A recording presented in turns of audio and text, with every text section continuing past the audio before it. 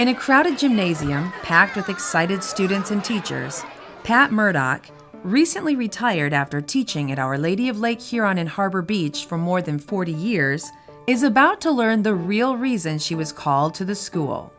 She has been selected to win a very prestigious award this year called the Bishop Murphy Award.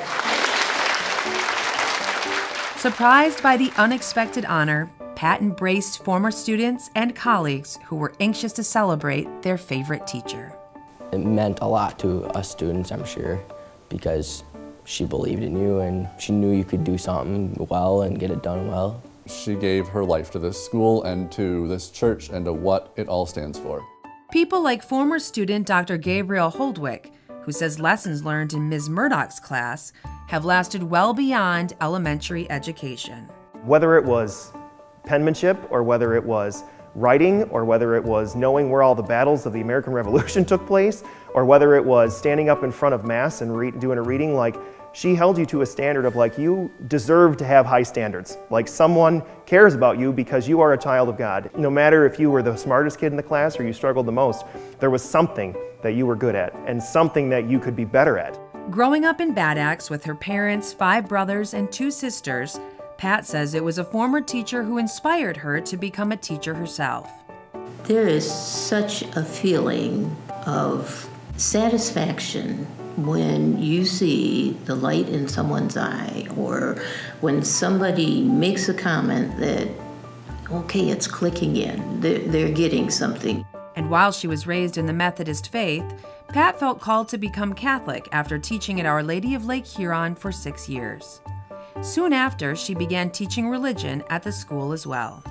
Pat's religion lessons were phenomenal. She tied so much of the history and our faith together.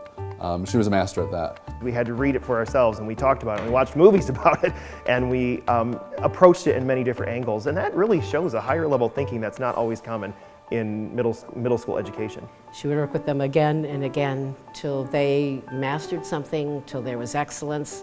She respected them, they respected her, the parents respected her. I mean, she was just loved by everyone. Of course, Ms. Murdock's style of teaching also earned her a certain reputation at the school for being tough. It was common for the younger students to hope that she would retire before we had her. I never understood that. I always thought I was just such a calm, gentle person. You hear someone taught for over 40 years, and I think some of us kind of maybe have a picture of what that classroom would be like, but that was not the case with Pat. She, every year when we were working on our schedule for the upcoming school year, Pat's request to me was always, I want to teach something different this year. A few years ago, one of our sons passed away, but just a few days before he passed away, he wrote a letter for one of his college classes about why he wanted to become a teacher. Or it was a paper actually, not a letter, but the paper mentioned Pat and how he wanted to be someone like her. So I've just always considered myself very, very fortunate that my boys had someone like that, that was such a strong influence on them.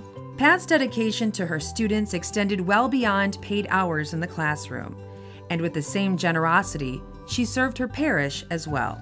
She has been in choir a great many years and has a love of music and a love of sharing that talent for music with everyone in the parish. She's on the evangelization committee. She was one of the leaders of the Alpha course. Whenever it was needed, you could call on her. For many years now, she has written a Christmas play to include the entire school. She's written and directed and produced this play. The community loves it, the staff loves it, the kids love it. And then she came along the way with the idea of living stations. She used to take the clock at our Pee Wee basketball games, and she draws numbers for bingo. And I know that she's a blood donor, and I know that she is involved with the book club here at the parish, and I know that she is very involved with other volunteer things. Like, it's just that kind of dedication to be demonstrated as to what it's like to be a servant leader and what it's like to offer every gift that you have to the people around you.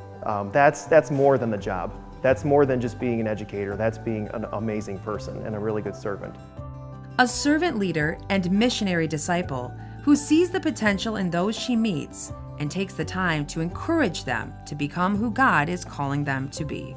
I still whisper a few words in the ears of students that I encounter yet, and because I know they can.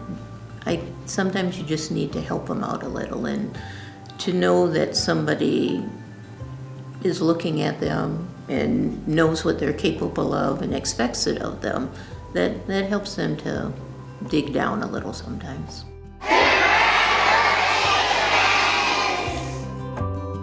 Patricia, you are the kind of teacher our children need.